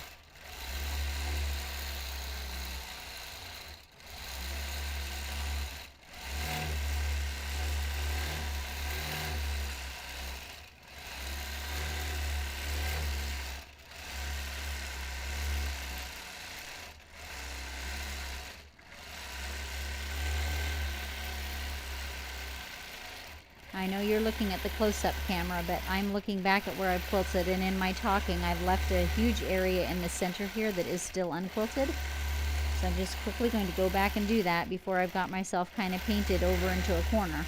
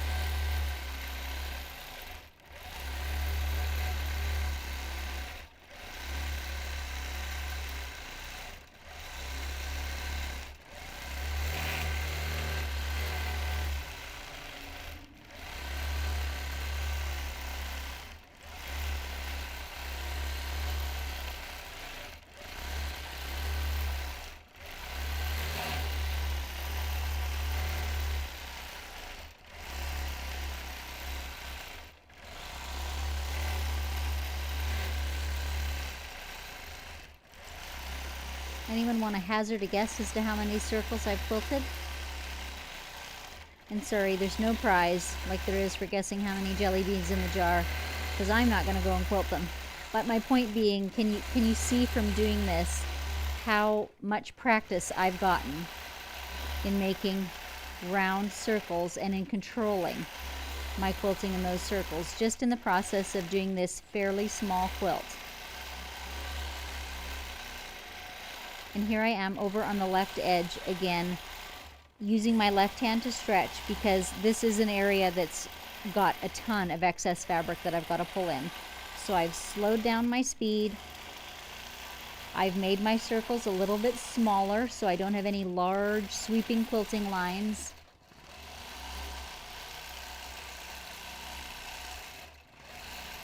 And then as soon as I'm out of kind of the danger zone, I'll put in a few more big circles again so that I keep my, you know, overall look consistent.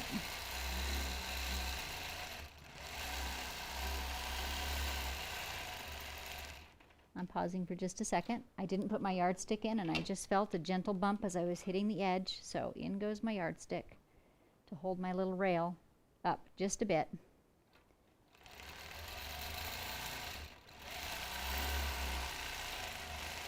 You can see here where I'm working, there's lots of excess fabric going on, and we're going to get that all in place. So I'm stretching with my left hand. I'm using my circles to pull in those bits. I'm slowing down, and I'm keeping my circles just a little smaller than they were earlier.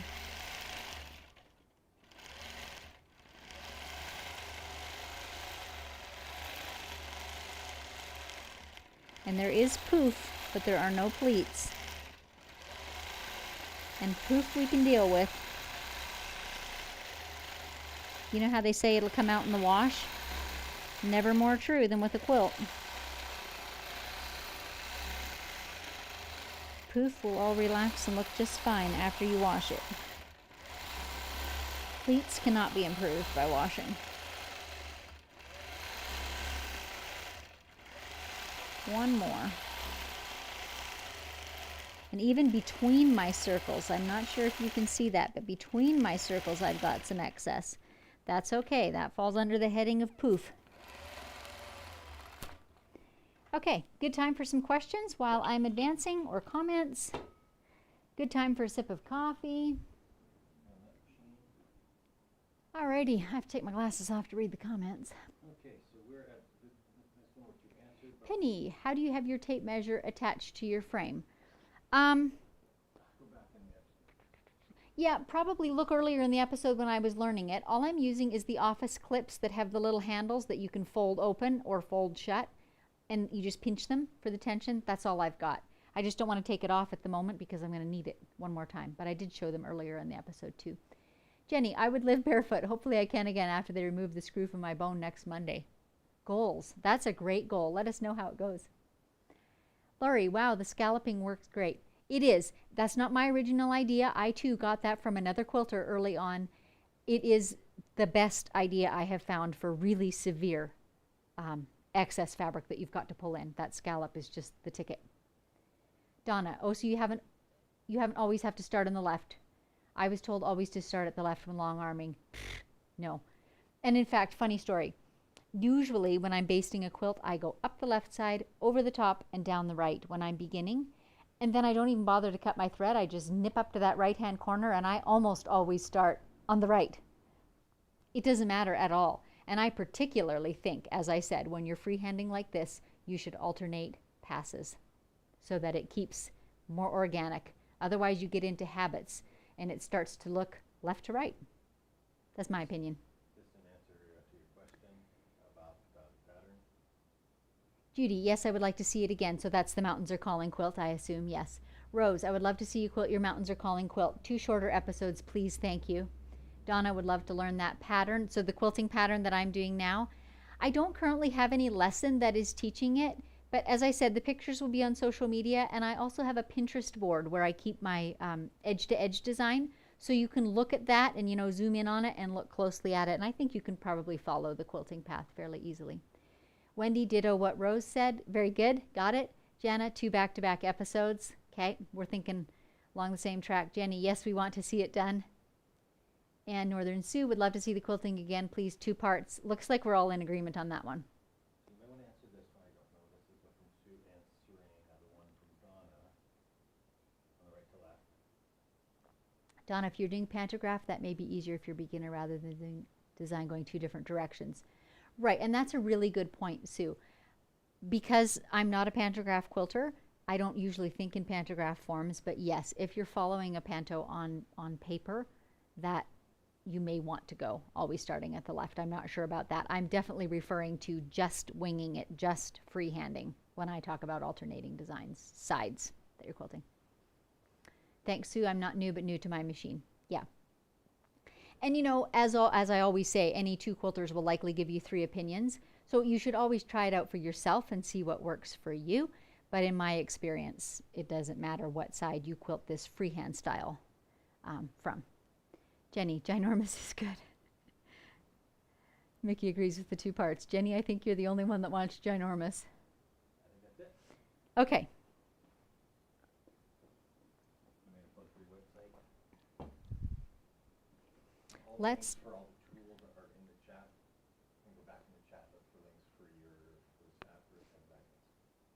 Dave's just mentioning that he has put in the chat as we've gone links for the tools that I'm using. And by the way, these are not affiliate links. I get nothing out of recommending them. They're just the tools that I like. So the red snappers, the magnets at a hardware store. I've had a few people ask me, particularly from Canada, because they don't have the same Harbor Freight, for example, that I have here in the US. But I mean, try Canadian Tire.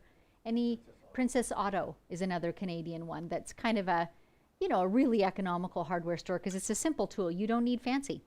I'll put the link for that too. So Dave the Genius will find you a link in Canada that you can use because he's that good. The other thanks that I want to give goes out to my good friend Dan Unger, who is a fabulous guitar player. Fabulous guy. But anyway, he's a great guitar player. And it's his music that you hear at the beginning of the show and throughout from time to time. So thanks to Dan for letting us use that music. Okay, this is our last wee advance.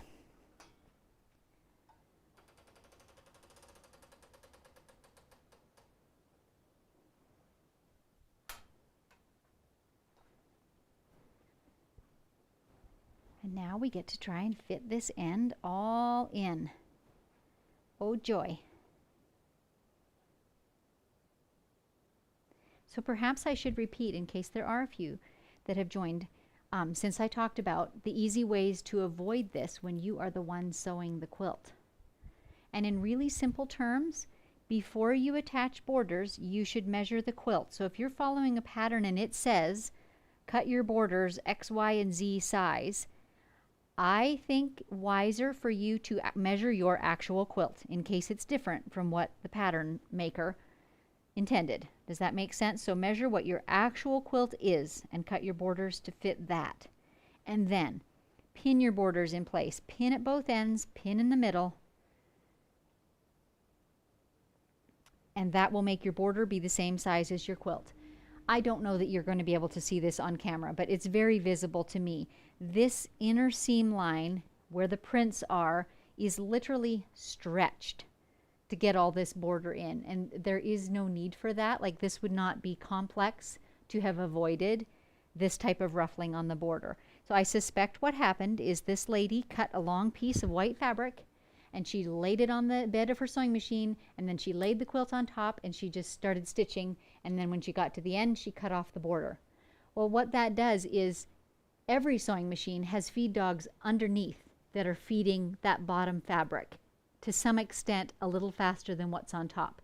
And some machines do it very severely, and I suspect this one did, and they almost ruffle that bottom fabric. And of course it's possible she has no pleats. She has pulled the top one tight and it has just ruffled that bottom one onto it. So by pre-cutting it, determining that size in advance, and then pre-pinning it, you can avoid all that headache and get a much squarer result. And I think you'll be glad you did. It only takes a minute more, seriously, to do that measuring. So I'm just pulling a few of my pins out. I feel like this corner is pulling outwards just a little. So I'm going to adjust a bit more and repin. I've got my tape measure beside me, so I've got the width from side to side. I've got a measurement there. I'm going to fit it between that as best I can. There we go. That looks a little better. Just 1/4 of an inch can really make a difference visibly in how square it looks. Now I'm putting in pins about every inch in this area that is particularly wonky. Wonky is your new technical term. Covers a multitude of irregularities.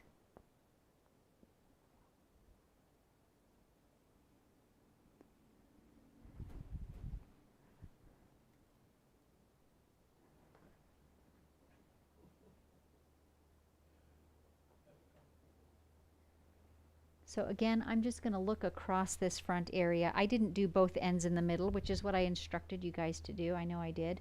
I'm just working my way along the bottom, but I'm going to take a break and line up at each of these white bars, if you will, so that they're nice and straight, and then fit my excess in between. It's all about distribution.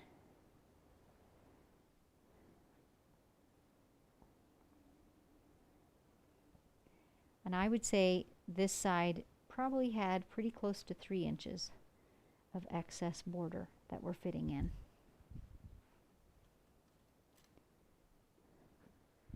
A few more pins yet. But we'll get there.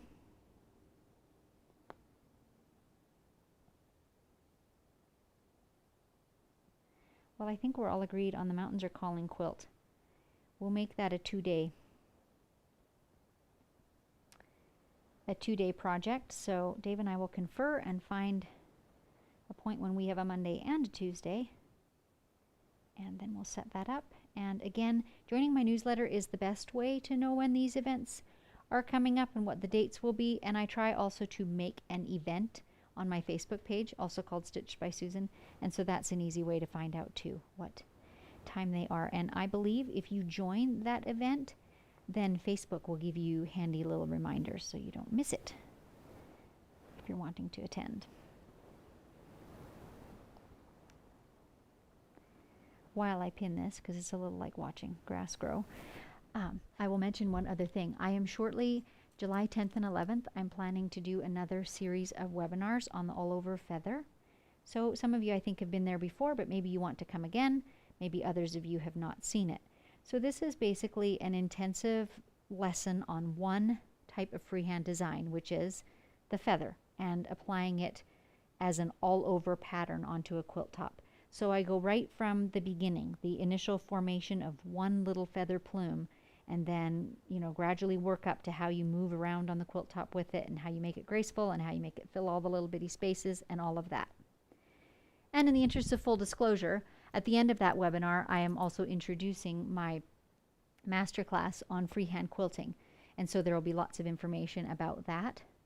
But whether or not that class is of interest to you, if you're interested in quilting the all over feather, watch for webinar details also in the next newsletter or two.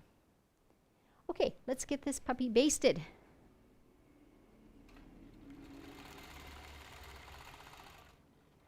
And the easiest way to find my newsletter is just at my website, stitchedbysusan.com, and shortly the sign-up form will pop up for you. Now I'm torn here, by the way. I can do one of two things. What you usually see me do is put my horizontal channel lock on so I get a perfectly straight line across the bottom, but obviously if I have the channel lock on, that makes it difficult for me to stitch a scallop. So today I am going to choose instead to eyeball that straight line and to be able to use the scallop. And I have already accepted this quilt's not going to be perfect. I will trim this edge straight when it's done, but it might not be perfectly square, if you know what I mean.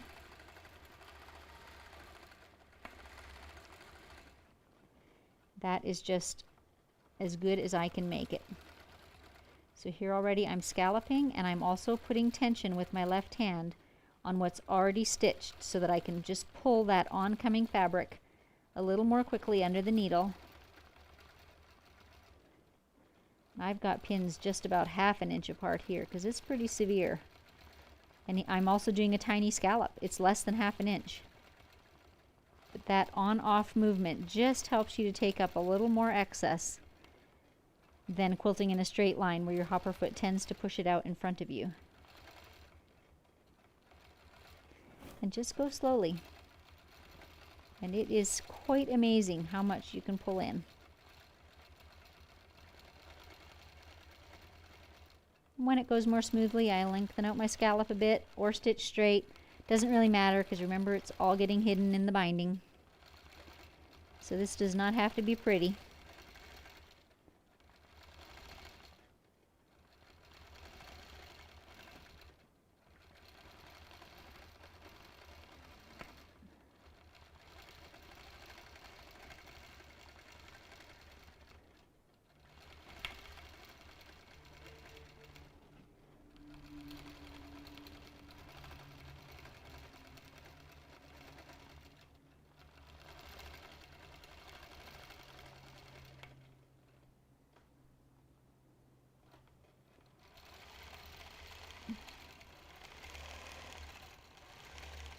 And here, there's not a lot of excess, only a little, so I'm using my thumb, putting tension on what's already stitched so that I don't get any fabric pushed up behind my hopper foot.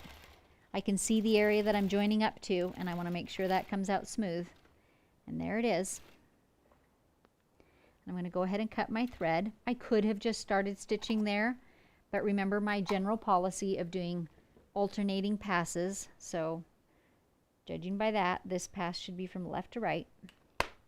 So I just get into that habit, and that works for me. Okay, do we have a few comments before I get into it while I pull out all these pins?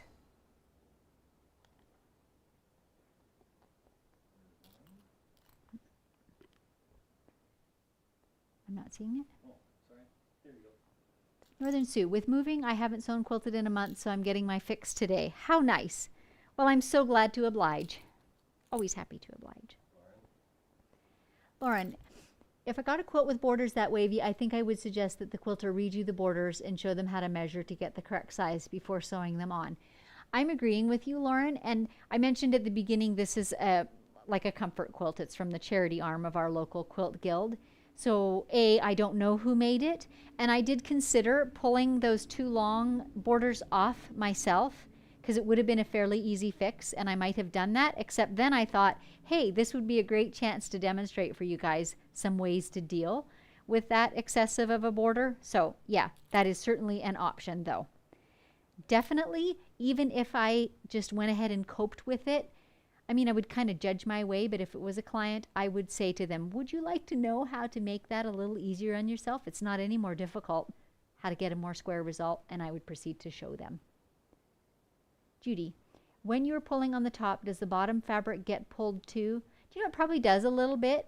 Judy, all you're doing is, because fabric is not fixed, right? It can be manipulated a little. So that's all you're doing is manipulating it. And by putting that tension on it, it's just easing things into place. So it's not acceptable for me to have a pucker on the back. So I would not pull so hard that I created a pucker by any means. So you kind of have to practice that and learn how that feels. Sue D, I'd highly recommend the All-Over Feather Boot Camp. I watched and was able to do them on a lap size panel with Minky on the back. Fantastic. Thanks for the recommendation. Ah, okay. Dave's just saying it's a webinar this time, not the boot camp. Honestly, I still call it the boot camp either way, but I've taught it two ways. One way is as, you know, a series of 4 or 5 mini lessons, and one way is just a one-time intensive. And I think this time it's going to be the one-time intensive just because of constraints of time. I've got a number of things happening this summer, so it's going to be a one weekend deal. Hopefully I'll be able to offer it 2 or maybe even 3 times so that if one time doesn't suit you perfectly, you can pick another one. All those times will be published in my newsletter, so you'll know in advance. Okay, pins are all out. Any more comments, Dave? Mr. Producer, sir? Except I posted a link for the Wonky Donkey by the Scottish Grandma, so for their viewing pleasure. I'm sure Dave explained to you when he posted the link for the Wonky Donkey. Did you explain, or shall I tell the story? Okay, I'll tell the story then. So, The Wonky Donkey is a book, a very adorable children's book, and it was first introduced to us, and some of you may have seen it because I'm sure the video went viral, of a Scottish grandmother reading this to her grandchild, and she's just killing herself laughing trying to read this short story about the Wonky Donkey. So we all got a kick out of that, and then we went off to our oldest son who loves to imitate voices. And so he put on his best Scottish imitation and read The Wonky Donkey for our little granddaughter. So that's what Dave posted a link to for you. Oh, my mistake. I'm so sorry. It's the grandma that he posted. So never mind that whole second half of the story. You got the original Scottish grandma. Okay, Dave says there's a question I should answer. Donna, how would you square up a quilt? Well, I think I need... My microphone's coming off. I think I need you to be more specific, Donna. Do you mean before I load it on the long arm or after it's quilted and I'm trying to square it up? So tell me that, and I'll stop in a minute and see what your more detailed question is, and I'll try and answer it.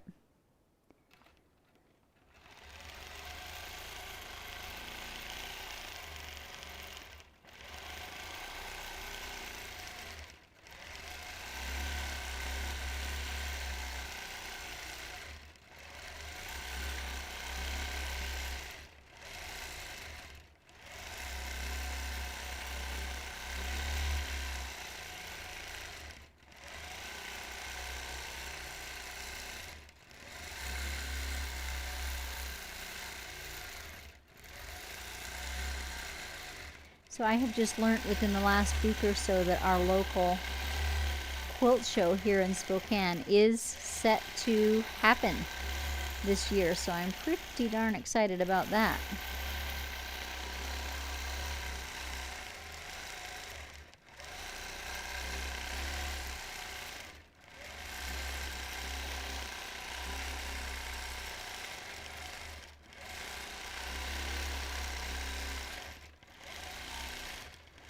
I'll just finish this corner and then I'll pause to see if Donna was able to elaborate on her question.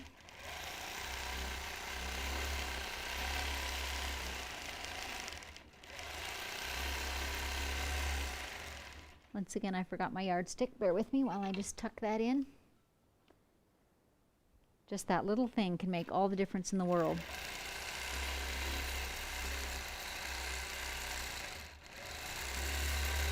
Oh, and we just ran out of bobbin thread. Okay, good time to load that question, Dave, if we have it.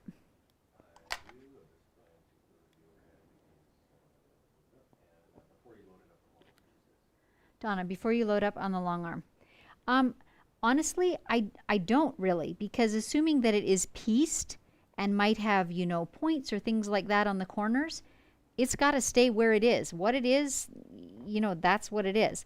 I do take the measurements of the narrowest areas and try and, as I'm doing with this one, ease them in so that the final result is square. But I don't square up other quilters' quilts. And if it was really severe, I would do what the one lady listening suggested. Perhaps, if I thought they were receptive to it, I would perhaps give suggestions on how to fix it. Otherwise, I would gently say, you know, here's the problem and I'll do my best, but you're going to have to accept imperfection, that kind of thing. Lots of times, I'm just running for a bobbin, by the way, if you wonder where the heck I'm going out of view. Lots of times, when I get a quilt in that's not very square, it might be perhaps from an elderly lady who doesn't have great eyesight anymore. And I already know she's not looking for perfection. She's not going to hold me to, you know, measuring the quilt. And yeah, it's within a 1/4 inch of square. So do you know what I mean? There's that flexibility in there. And so I just kind of read the quilt and its maker. That's probably more of an answer than you were looking for, but there it is.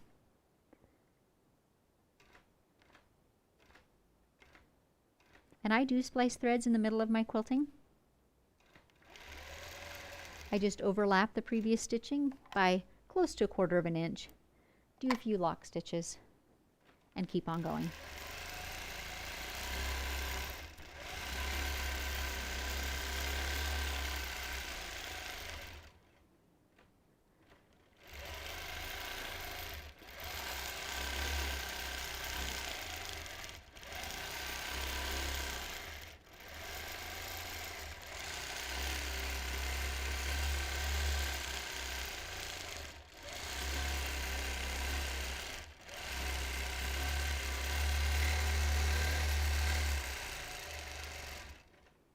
Just doing a quick tension check underneath. Again, my top tension is looking really tight again, so I'll just loosen that a bit more. And I find that happens sometimes when I change bobbins. And I know some quilters actually use their TOA gauge every time.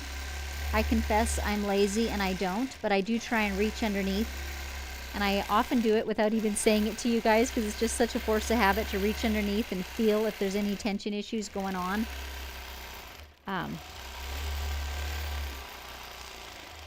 Yeah. Part of that is just experience. You know, you're so familiar with what it should look like on the top, you can often see issues from the top side.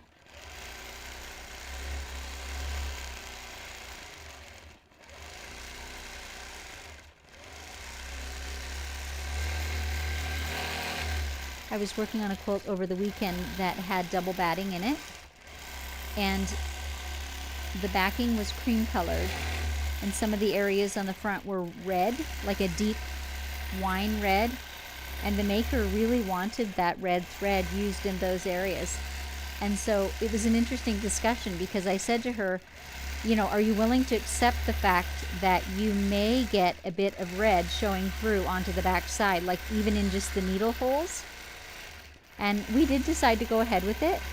partly because of the double batting. I felt like that would help in lessening the possibility of thread showing through. And it came out pretty good. In places you could indeed see the red thread a little bit through the needle holes, but that is also something else that tends to come out in the wash. And so it was just a good exercise on the weekend for fine-tuning that tension. You know, I'd stitch a little bit, and then I actually got out my phone flashlight and crawled under the quilt. I'd look at it from underneath, and then I'd look at it on the top, and I'd just try and fine-tune it to get the best possible tension out of it.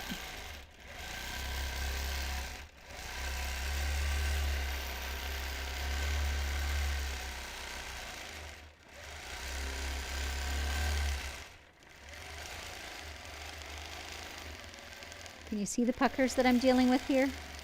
And the big goal is just not to have any pleats. We're doing it. By George.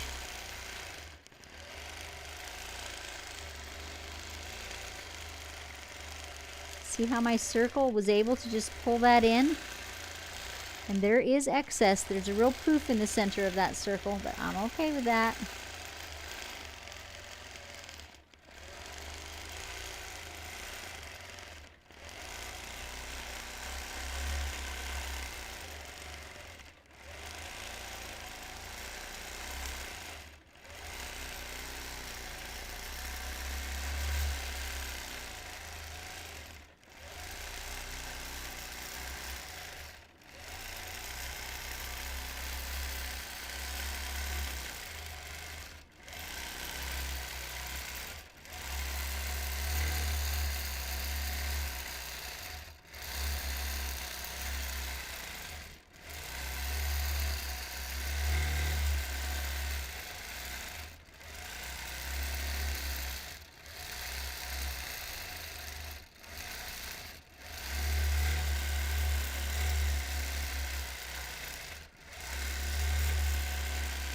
Well, we're coming down the home stretch here, so if you have any more questions or comments, this is your moment to get them in the chat window.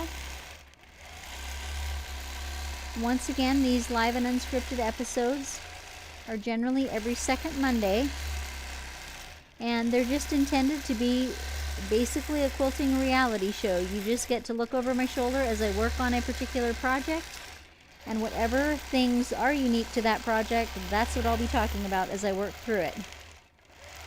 It's not intended to be a lesson on the quilting design. It's just intended to be the big picture. The loading, in today's case, the dealing with the wavy borders, or maybe how I move about a quilt, things like that.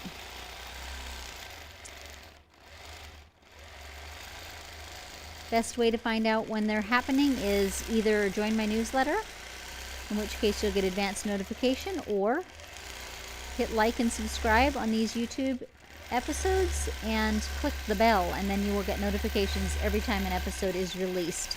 But you will need advance notice if you want to be here live and ask your questions live.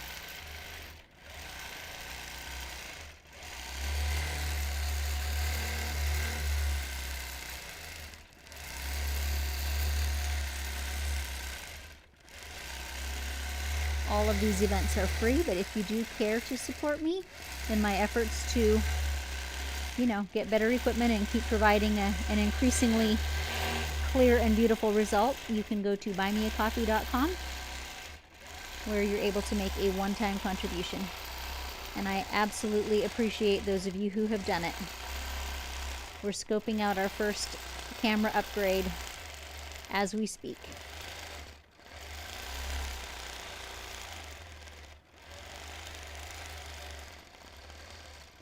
And I chose to squeeze in a few small ones along this edge, really smaller than I have elsewhere in the quilt. But again, I'm using my judgment, and my judgment was those poofs are showing up and being way too obvious, better to quilt them down. So I did.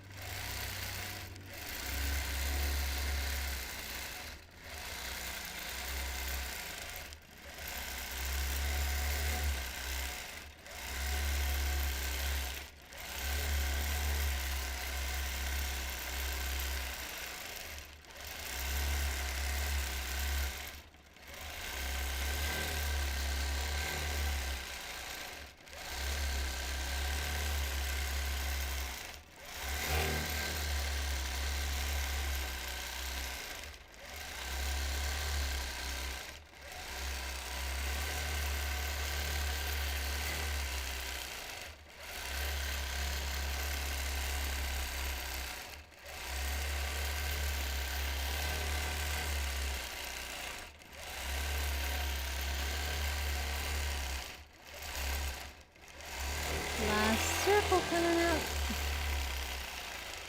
I kind of zoomed around that one, didn't I? A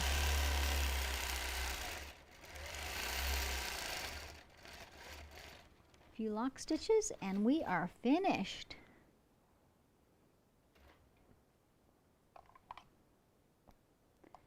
Perfect. Alrighty, any more comments? And I will undo my tape measure too and show you the clip I used for that. Let me just get Lucy moved out of the way here so we can all see each other. Well, I can't really see you, but.